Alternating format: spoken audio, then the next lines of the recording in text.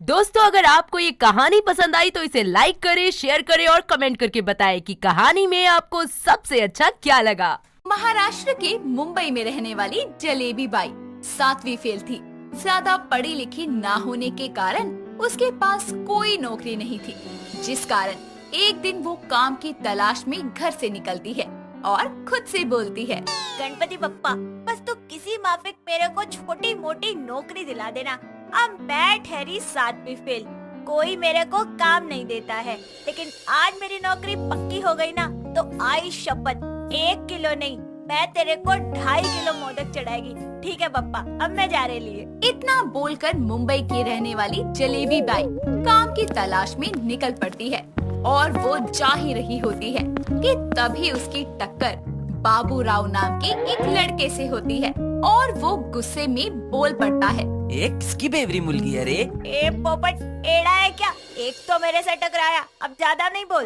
इस तरह दोनों में बहस हो जाती है और बाबू राव की नजर जैसे ही जलेबी बाई पर पड़ती है तो वो उसके खूबसूरत चेहरे में खो सा जाता है।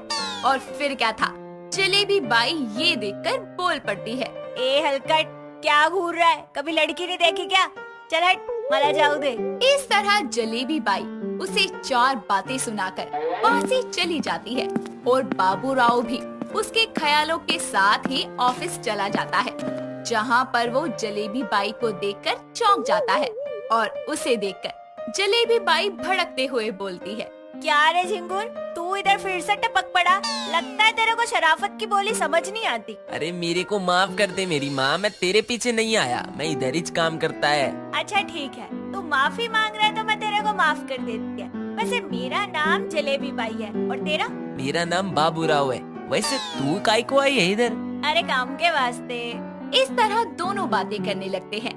तभी ऑफिस का मेन हेड अभय कैबिन में आता है और जलेबी बाई को कैबिन में बुलाता है, जहाँ जलेबी बाई बोलती है, सलाम साहब, मैं काम के वास्ते आई है। क्या नाम है तुम्हारा और कितनी पढ़ी लिखी हो तुम? सब मुझसे पूछे कि तू कौन देश से आई, नाम जलेबी बाई।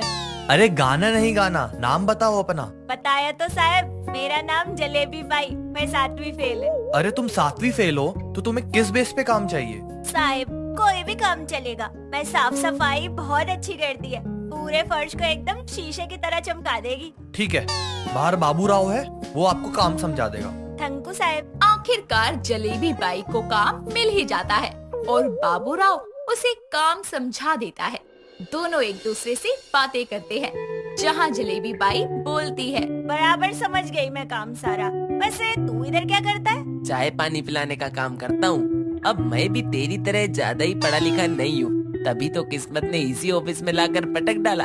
चल कोई नहीं, चल मैं जा रही लिए, कल मिलते हैं। इतना बोलकर वो अपने घर की तरफ चली जाती है, जहाँ वो गणेश जी की प्रतिमा के सामने मोदक लेकर खड़ी होती है और बोलती है, थैंक यू पापा, आज तेरी दया से ना मेरी नौकरी लग गई।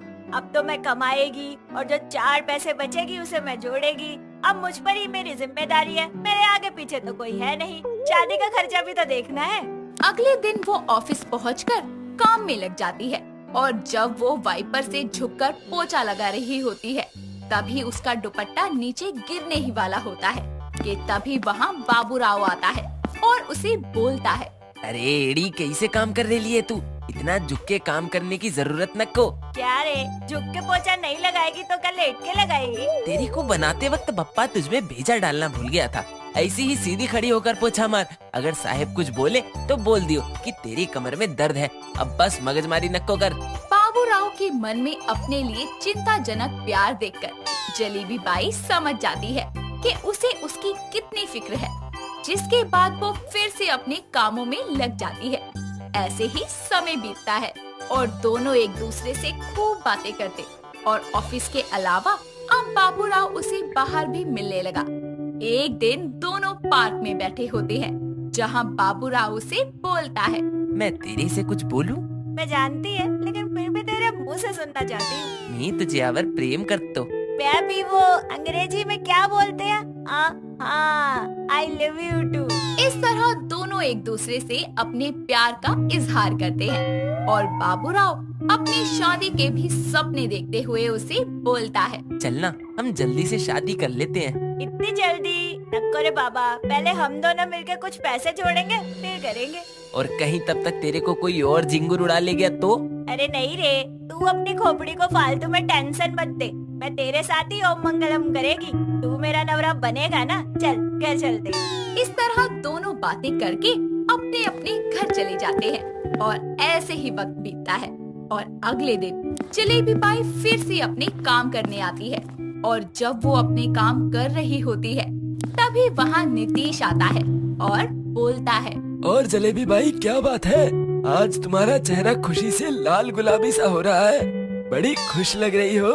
हाँ साहब, आज मैं बहुत खुश है, लेकिन आपको कैसे पता? खुशी तुम्हारे चेहरे पर दिख रही है, अपनी इस खुशी का कारण मुझे भी बता दो।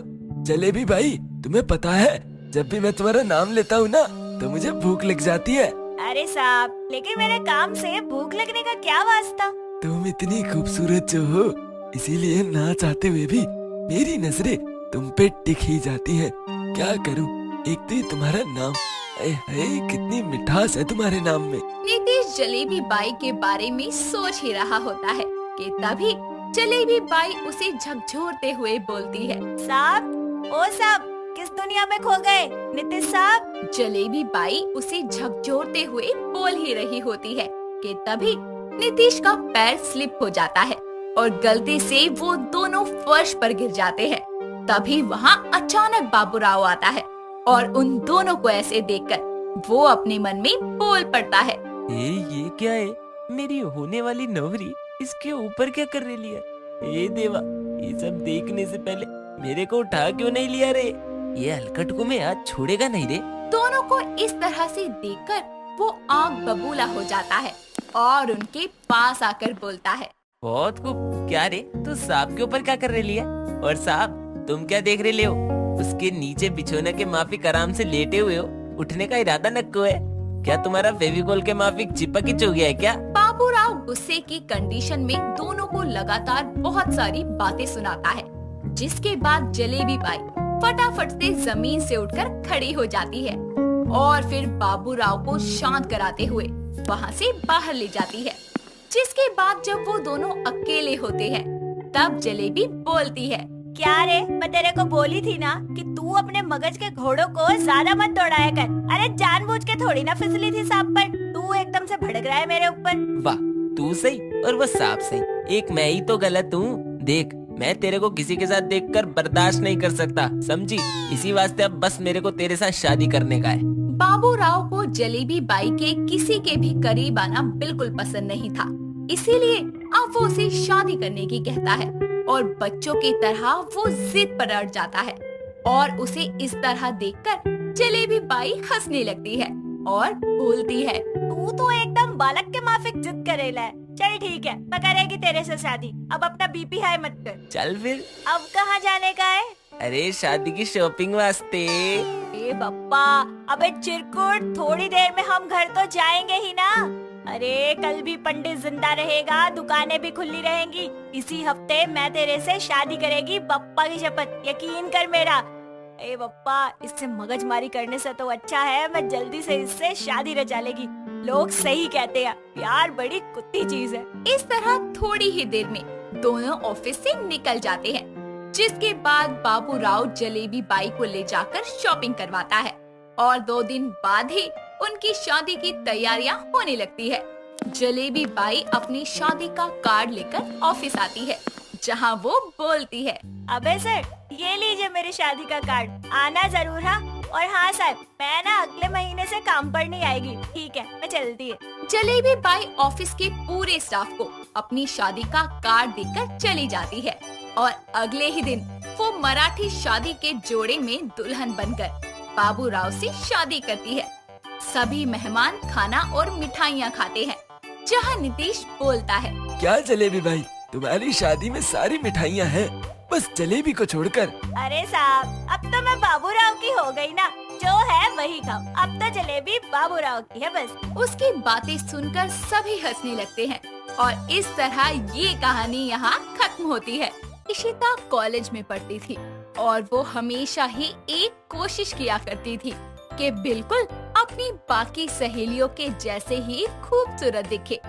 एक दिन वो शीशे के आगे खड़ी होकर मेकअप कर रही होती है। अब जल्दी से कॉलेज के लिए निकल जाती हूँ, वरना कहीं फिर से लेट ना हो जाऊँ। चल इशिता जल्दी कर। इतना बोलकर इशिता कॉलेज जाने के लिए बैग लेकर जैसे ही जा रही होती है कि तभी उसकी माँ कामिनी उससे बोलती है। इशिता बेटा नाश्ता तो करती जा। माँ मैं लेट हो जाऊंगी, और अगर लेट हो गई ना तो वो दोनों मुझे फिर से भाषण देने लगेंगी। अरे तेरी सहेलियों का खौफ क्यों है इतना तेरे अंदर? पहले नाश्ता कर, उसके बाद ही कॉलेज जाना, समझी? माँ की बात सुनकर इशिता को नाश्ता करना ही पड़ता है, जिसके बाद वो कॉलेज के लिए निकल जाती है और थोड़ी ही देर में वो कॉलेज पहुँच जाती है। जिसके बाद उसकी दोनों सहेलियाँ जीविका और सौम्या उसको टोंट मारते हुए बोलती है। गुड मॉर्निंग मिस, क्या आप हमें बताने की तकल्लुफ करेंगी कि आपके ये लेट आने का सिलसिला कब तक जारी रहेगा? सॉरी यार, क्या करूँ, मम्मी ना बिना नाश्ता किए मुझे आने नहीं देती। रहने दे इशिता, ज्यादा बहाने मत बना, समझी? हम अच्छे से जानते हैं कि तू सुबह उठकर घंटों मेकअप करने में अपना ज्यादा वक्त बिताती है। हाँ सही कह रही है, लेकिन इसका चेहरा तो देख, जितनी देर भी शीशे के सामने क्यों न खड़ी रहे, हमारे जैसा मेकअप तो कर ही नहीं सकती। अपनी दोनों सहेलियों की बात सुनकर इशिता को मन ही मन बहुत बुरा लगता है, जिसके बाद वो बोल पड़ती है। यार तुम दोनों कैसे दोस्त हो? हमेशा मेरा मजाक बनाती रहती हो। जाओ, मुझे तुम दोनों से बात ही नहीं करनी। इशिता अपने दोस्तों से गुस्सा होकर वहाँ से जाने लगती है। तभी जीविका और सौम्या उसे सॉरी बोलकर रोक लेती है, जिसके बाद वो तीनों कॉलेज के क्लास में जाकर पढ़ाई करती हैं। ऐसे ही कुछ वक्त बीत जाता है, जिसके बाद क्लास खत्म होती है। तभी सौम्या बोलती है, चलो गाइस, क्लास खत्म हो गई, अब घर चलते हैं। अरे रिलैक्स यार, चलेंगे, लेकिन उससे पहले आज हम स्वीट कॉर्न खाएंगे। आज जब मैं कॉलेज आ रही थी ना, तो मैंने देखा कि बाहर ना नई स्वीट कॉर्न की शॉप खुली है। अब तो फिर इंतजार किस बात का है, चलो चलते हैं। इस तरह कॉलेज खत्म होने के बाद तीनों सहेलियां स्वीट कॉर्न की शॉप पर जाकर स्वीट कॉर्न खाने लगती हैं। तभी बदलते मौसम के कारण तेज बारिश शुरू हो जाती है। ये देखकर इशिता बोलती है, ओ तेरी, ये क्या भला है? बिना बादल बारिश कैसे होने लगी? अबे अपनी दोनों आंखें खोल के देख, बारिश हो रही है तेज। लेकिन आज अचानक से बारिश, आसमान में तो बादल भी नहीं थे। अरे मेरी बैल बुद्धि भेजे की मूर्ख सहेलियों, ये बारिश बदलते मौसम के कारण हो रही है। तुम दोनों को पता नहीं है क्या कि सर्दी शुरू होने से पहले बारिश होती है, जिसके बाद कड़ाके की सर्दी शुरू हो जाती है। अब रुकने का कोई फायदा नहीं है, ऐसे ही घर जाना पड़ेगा आज। इस तरह तीनों बारिश में ही भीगकर घर जाने लगती हैं। जिसके बाद जीविका की नजर इशिता के आई लाइनर पर जाती है, जो कि बारिश के कारण उसके चेहरे पर आ जाता है और वो बोलती है, ओह भूत भूत बचाओ। ओ सौम्या देख, इशिता का लाइनर ना उसके चेहरे पर कैसे फैल गया है। मुझे तो इसे देखकर डर लग रहा है, कहीं हमारा हुलिया भी इसके जैसा तो नहीं हो गया। अबे टेंशन मत ले, हमारा मेकअप नहीं उतरेगा, और लाइनर तो बिल्कुल भी नहीं, क्योंकि तूने और मैंने अपने मेकअप की शॉपिंग साथ ही की थी, और वो भी एक्सपेंसिव वाले मेकअप की। हाँ यार याद है। मेबलिन का लाइनर है हमारा, अभी क्या 6 घंटे तक और ऐसे ही चलेगा। लेकिन अब ये सोच कि इशिता का ये बारिश से बहता सस्ता लाइनर कैसे हटाएं चेहरे से। ऐसे ही उस बदलते मौसम की बारिश में जब तीनों सहेलियां चल रही होती है, तभी उसकी नजर छप्पर पर बनी एक बस स्टैंड पर जाती है, जहां तीनों बारिश खत्म होने तक रुक जाती है और सौम्या इशिता के चेहरे पर फैले हुए लाइनर और मेकअप को साफ करते हुए बोलती है, ओए कौन सी सस्ती शॉप से तू ये अपना लाइनर और मेकअप लेकर आई थी? बारिश की 4 बूंदे पड़ते ही तेरा सारा मेकअप उतर गया। यार मुझे क्या पता था कि ऐसा कुछ होगा। मैंने तो सारे मेकअप प्रोडक्ट देखकर ही लिए थे, और शॉप वाले ने मुझे बोला भी था कि सारे प्रोडक्ट वाटरप्रूफ है। लेकिन देखो ये क्या हो गया। अबे इशिता, उस शॉप वाले ने तुझे चूना लगा दिया, और सस्ते मेकअप ऐसे ही होते हैं। एक काम कर, कल हम तुझे अच्छे और एक्सपेंसिव मेकअप की शॉपिंग कराएंगे। इस तरह वो तीनों बात करने लगती हैं और बारिश खत्म हो जाती है, जिसके बाद वो तीनों अपने अपने घर जाती हैं और ऐसे ही वक्त बीतता है। जिसके बाद अगली सुबह होने पर सौम्या उसे फोन कर। ओए इशिता, तू जल्दी से रेडी हो जा। मैं और जीविका बस घर से निकलने वाले हैं। आज हम कॉलेज नहीं जाएंगे, सीधा शॉपिंग करने जाएंगे, और वो भी मेकअप की। चल ठीक है, आती हूँ बस। इतना बोलकर इशिता कॉल कट कर देती है, जिसके बाद वो खुद से बोलती है। एक काम करती हूँ, एक बार अपना पिगी बैंक चेक करती हूँ, देखूँ तो सही पूरे साल में मैंने कितना पैसा जोड़ा है। इतना बोलकर इशिता पिगी बैंक से सारे पैसे निकालती है और उन्हें काउंट करती है। ओह नो, ये तो बस 11,000 है, ये तो कम पड़ जाएंगे। एक काम करती हूँ, अपने पॉकेट मनी भी चेक करती हूँ कितने हैं। इस तरह इशिता पिगी बैंक के पैसे और पॉकेट मनी लेकर घर से निकल जाती है, जिसके बाद वो तीनों सहेलियाँ मेकअप की शॉपिंग करने निकल पड़ती हैं। थोड़ी ही देर में वो मेकअप की शॉपिंग के लिए मेकअप मॉल पहुंच जाती है, जहां चारों तरफ कई वैरायटी के मेकअप थे। ये देखकर इशिता बोलती है, वाओ यार, कितने सारे अलग अलग ब्रांड के मेकअप प्रोडक्ट है यहाँ। हाँ, और कितने एक्सपेंसिव, ये भी तो देखना। एक्सपेंसिव की टेंशन मत लो, ढेर सारे पैसे लाई हूँ। तुम दोनों बस मुझे शॉपिंग करवाओ मेकअप की। हाँ चलो, वहाँ चलते हैं। इतना बोलकर वो मेकअप शॉप वाले के पास जाकर बोलते हैं, भैया, मेबलिन, लोरियल और लैक्मी, इन तीनों ब्रांड के मेकअप प्रोडक्ट दिखाओ। ओके मैम, बट आपको मेकअप प्रोडक्ट लिक्विड वाला दिखाऊं या मैट? और इशिता, बोल कौन सा मेकअप लेगी तू, मैट वाला या लिक्विड वाला? यार तुम दोनों जो लगाती हो ना, वही लूंगी मैं भी। फिर तो तू मैट वाला ही ले, हम यही यूज करते हैं। हाँ, आप ये तीनों मेकअप प्रोडक्ट पैक कर दीजिए। और हाँ, सारा मेकअप मैट में होना चाहिए। आई शेडो भी मैट में देना, और आईलाइनर मेबेलिन का होना चाहिए, और वाटरप्रूफ होना चाहिए, और लिपस्टिक भी एकदम आइकॉनिक सी देना। ठीक है जीविका, कुछ रह तो नहीं गया? रुक, याद करने दे। अभी ब्लशर किट रह गया है, शिनर रह गया है, और हाँ, तू इस बार मस्कारा भी वाटरप्रूफ लियो। थोड़ा ज्यादा एक्सपेंसिव होगा, लेकिन वो तेरे चेहरे की रौनक को हमारी तरह बना देगा। अरे मैम रिलैक्स, मैं सब कुछ आप लोगों के बिना बोले ही पैक कर दूंगा। डोंट वरी, पिछले 10 सालों से मैं इस मॉल में जॉब कर रहा हूँ। आप लोग बस बिल पे करने की टेंशन लीजिए। ओके ओके, पर थोड़ा जल्दी करो। इस तरह मेकअप शॉप वाला सभी ब्यूटी प्रोडक्ट्स पैक करते हुए बोलता है, ये लीजिए मैम, इसमें आपके मेकअप की सभी चीजें हैं जो जो आपने बोला था, और ये रहा आपका बिल।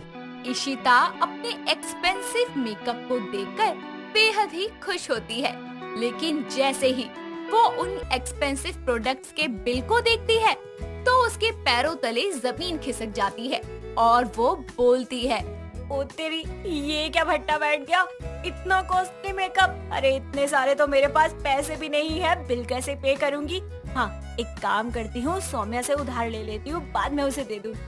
इस तरह इशिता महंगे मेकअप की शॉपिंग का बिल पे करने के लिए अपनी सहेली सौम्या से बोलती है, ओए सौम्या, इतना बड़ा बिल पे करने के लिए मेरे पास पैसे नहीं है, थोड़े से पैसे मुझे दे दे, वरना शॉप वाले के सामने मेरी इज्जत का फलूदा हो जाएगा। हाँ हाँ ठीक है, ये ले, जल्दी दे दियो मुझे। जिसके बाद उस एक्सपेंसिव मेकअप की शॉपिंग के कारण न सिर्फ इशिता को अपनी पिगी बैंक और पॉकेट मनी यूज करनी पड़ती है, बल्कि अपनी सहेली सौम्या से भी पैसे उधार लेने पड़ते हैं। जिसके बाद वो घर आकर खुद से बोलती है, इतना कॉस्टली मेकअप तो ले लिया और सौम्या से पैसे भी उधार ले लिए, अब उसे पैसे कैसे दूंगी। माँ सही कहती है, इंसान को उतने ही पैर फैलाने चाहिए जितनी चादर हो, लेकिन मैं भी खामखा अपनी सहेलियों के बहकावे में आ गई और मॉल में जाके इतना एक्सपेंसिव सामान खरीद लिया। अब से कभी ऐसा नहीं करूँगी। इस तरह देर से ही सही, लेकिन इशिता को ये समझ आता है कि वो इतने एक्सपेंसिव मेकअप प्रोडक्ट्स हर बार नहीं खरीद सकती, और ऐसे ही धीरे धीरे वो अपनी दोस्त सौम्या से लिए हुए मेकअप के पैसों को चुका देती है। और समय के साथ उसे ये भी समझ आता है कि इंसान को किसी भी महंगी चीज का आदी नहीं बनना चाहिए, क्योंकि क्या पता वो कल हमारे पास हो या ना हो। कलावती अपनी तिजोरी खोलकर देखती है और वहाँ सारे पैसे, गहने और प्रॉपर्टी के कागज गायब देखकर वो फूट फूट कर रोते हुए कहती है, हाय दया, मैं लुट गई, बर्बाद हो गई, मालिक उसे नरक में भी जगह ना दे। कलावती रो ही रही होती है कि तभी ऊपर के कमरे से अंकित भागता हुआ उसके पास आता है और उसके हाथ में एक कागज होता है। जिसके बाद अंकित कलावती के पास आकर बेचैनी से बोलता है, माँ, आपने कहीं हसीना को देखा? नहीं बेटा, क्या हुआ? बोल तो। माँ, उसे किसी ने किडनैप कर लिया है। क्या? बेटा, कल रात हमारे घर में चोरी हुई और घर की जमीन के कागजात, गहने और पैसे सब तिजोरी से गायब है। क्या? ऐसा कैसे हो सकता है? मालिक हमसे न जाने किस जन्म का बदला ले रहे हैं। अब हम क्या करेंगे? अंकित और कलावती की बुरी हालत हो रही थी। तभी अचानक पुलिस की 3 गाड़ियां उनके घर के सामने आकर खड़ी होती है। आवाज सुनकर कलावती और अंकित बाहर जाकर देखते हैं। उन्हें पुलिस वालों के साथ साथ रजत और हसीना नजर आते हैं। एक सुबह हसीना घर के मंदिर में पूजा करती हुई आरती गा रही होती है और कलावती, रजत और अंकित आरती करने के बाद नाश्ते की टेबल पर आते हैं। हसीना उनके लिए किचन से नाश्ता लेकर आती है और उन्हें परोसती है। तभी न्यूज़पेपर वाला उनके घर में न्यूज़पेपर का एक बंडल फेंक कर जाता है और हसीना उसे उठाकर टेबल पर रखती है। रजत उस न्यूज़पेपर को उठाकर उसकी पहली हेडलाइन पढ़ता है। बहू ने की सास की तिजोरी साफ और सारे पैसे गहने लेकर घर से फरार।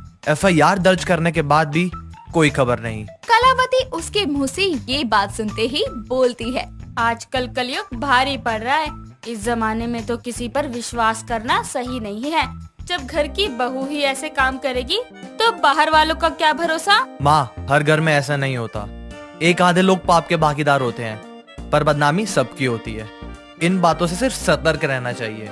अरे मैं भी तो वही कह रही हूँ कि ऐसे किसी पर भरोसा करना ठीक नहीं। उन दोनों की बात सुनकर अंकित और हसीना हंसने लगते हैं। अरे ओ मेरी डिटेक्टिव टीम, तुम्हें तो CBI की टीम में काम कर लेना चाहिए।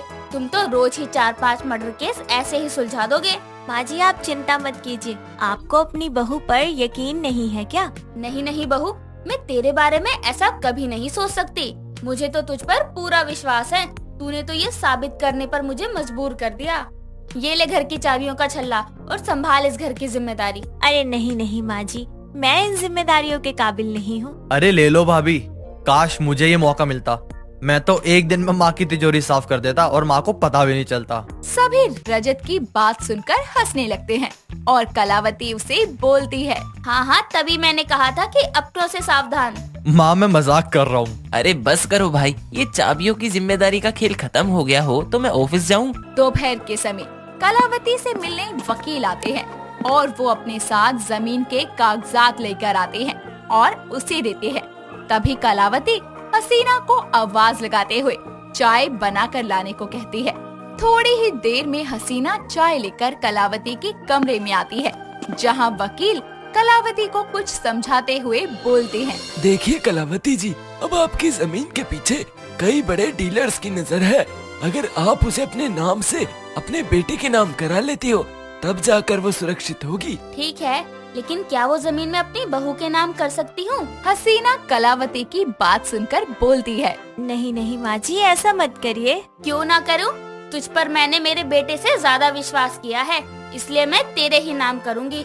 तू कहाँ भागी जा रही है? वैसे भी रहेगी तो हमारे ही घर में। पर माँ जी, परवर कुछ नहीं। वकील साहब, आप जमीन के नए कागज बनवा दीजिएगा जिस पर मेरी बहू के दस्तखत ले लेना।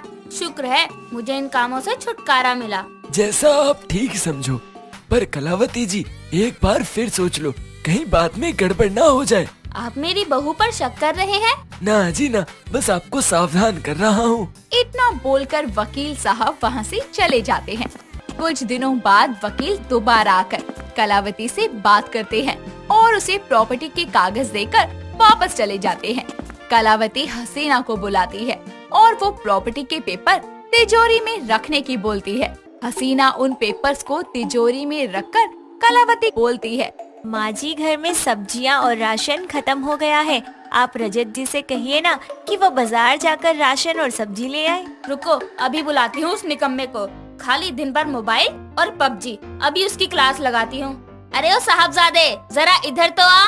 रजत हेडफोन लगाकर अपने कमरे में डांस कर रहा होता है और उसे कलावती की आवाज सुनाई नहीं देती। तभी कलावती हसीना को कुछ पैसे देती है और उसे रजत के साथ मार्केट जाने की कहती है। हसीना रजत के कमरे में जाकर उसे साथ चलने की बोलती है। रजत उसके साथ बाजार जाता है और बाजार में एक सब्जी वाले के पास जाकर रजत बोलता है। आलू कैसे दिए? 20 रुपए किलो साहब। इस पे डिस्काउंट है मैडम? हसीना उस पर हंसते हुए बोलती है। रजत जी, आप पहली बार तो बाजार में आए हैं और आलू पर डिस्काउंट मांग रहे हैं। हाँ हाँ, कुछ गलत कह दिया क्या मैंने? नहीं नहीं, बिल्कुल नहीं। ऐसे ही हसीना सब्जियां छांट रही होती है और अपने थैले में कुछ सब्जियां चुरा भी रही होती है। रजत ये सब देख रहा था, लेकिन उसने उस वक्त कुछ नहीं बोला। फिर वो राशन की दुकान में जाते हैं और वहाँ भी हसीना कुछ चीजें चुरा लेती है और वो चुपचाप देखता है। बाजार से खरीदारी करने के बाद दोनों घर वापस आते हैं। रजत काफी समय तक बाजार की बातें सोचता रहता है और उसने हसीना पर नजर रखना शुरू कर दिया था। ऐसे ही एक दिन हसीना किसी से कॉल पर बातें कर रही थी और रजत ने दरवाजे के पीछे छुपकर उनकी बातें सुनी। हसीना कॉल पर बात करते हुए बोल रही थी। तुम सुबह 3 बजे रेडी रहना, मैं सारे पैसे और गहने साफ करके निकल लूंगी। और हाँ, तुम मुझे स्टेशन के पास मिलना, फोन कर देना। हसीना कॉल काट देती है और रजत थोड़ा घबरा जाता है। वो पूरी रात जागता है। रात के 2 बजते ही हसीना अपने कमरे से बाहर निकलकर कलावती के कमरे में जाती है। रजत उसका पीछा करते हुए दीवार के पीछे छुप जाता है। वो फटाफट एक बैग में सारे पैसे, गहने और प्रॉपर्टी के पेपर्स रखती है और अंकित के कमरे में वापस जाकर एक लेटर छोड़ती है। वो घर से बाहर निकलकर एक टैक्सी से स्टेशन की ओर जाती है। रजत भी दूसरी टैक्सी से उसका पीछा करता है और मौका पाते ही वो पुलिस को कॉल कर देता है। स्टेशन पर एक आदमी उसका वेट कर रहा होता है और हसीना उसे बैग देती है। तभी पुलिस आती है और रजत भी उनके साथ होता है। पुलिस उन दोनों को गिरफ्तार कर लेती है और इधर सुबह होने पर कलावती और अंकित का बुरा हाल हो रहा था। तभी पुलिस की 3 गाड़ियां उनके घर के सामने खड़ी होती है और कलावती और अंकित पुलिस वालों के साथ हसीना और रजत को देखकर डर जाते हैं। पुलिस वालों के साथ साथ अपने बेटे रजत और बहू हसीना को देखकर कलावती बोलती है। क्या हुआ साहब, आपने मेरी बहू को गिरफ्तार क्यों कर रखा है? देखिए, घबराने की कोई बात नहीं है। आपके पैसे और सामान सब सुरक्षित है और आपके बेटे ने जो काम किया है उस पर आपको गर्व होना चाहिए, लेकिन जो आपकी बहू ने किया है उस पर शर्मिंदा। क्या किया मेरी बहू ने? माँ, जिस पर आपने सबसे ज्यादा भरोसा किया था ना, उसी ने आपको धोखा दिया है। जिसको आप अपने घर की लक्ष्मी समझती थी ना, वो लक्ष्मी नहीं, वो चोर है। आपको किसी पर भी आंख बंद करके विश्वास नहीं करना चाहिए। कलावती को अपनी गलती समझ आती है और हसीना को सलाखों के पीछे अपनी सारी उम्र बितानी पड़ती है। हर रोज एक नई कहानी देखने के लिए चैनल को सब्सक्राइब करें और बेल आइकन दबाना ना भूलें।